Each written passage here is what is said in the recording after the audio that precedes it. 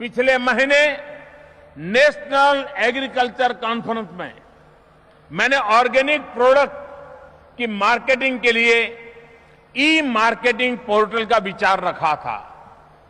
इतने कम समय में आज उसका शुभारंभ होते देख मेरे लिए बहुत ही सुखद अनुभव हो रहा है और इसलिए मैं विभाग को बहुत बहुत बधाई देता हूं।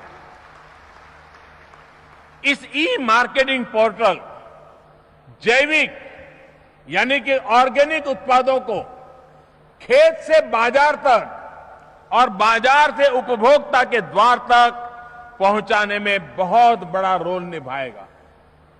प्रोडक्ट्स की जानकारी, उसके मार्केट और सप्लाई चेन की जानकारी अब किसानों को और उपभोक्ताओं को आसानी से उपलब्ध होगी।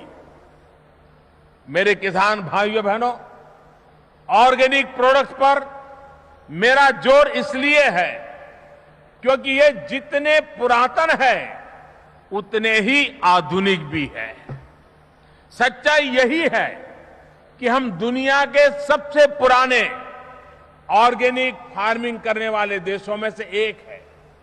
आज देश में 22 लाख हेक्टेयर से ज्यादा जमीन पर ऑर्गेनिक फार्मिंग होती है।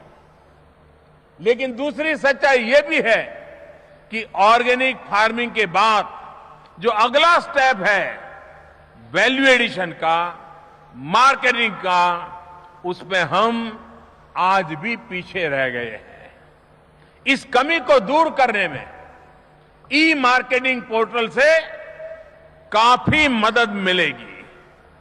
साथियों, सरकार परंपरागत कृषि विकास योजना के अंतर्गत ऑर्गेनिक फार्मिंग को पूरे देश में प्रोत्साहित करने में जुटी है।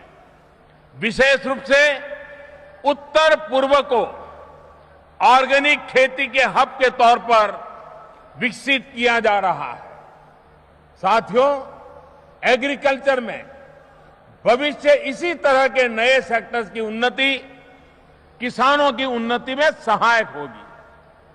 ग्रीन और व्हाइट रिवॉल्यूशन के साथ ही जितना ज्यादा हम organic revolution, water revolution, blue revolution, sweet revolution पर बल देंगे उतना ही किसानों की आय बढ़ेगी।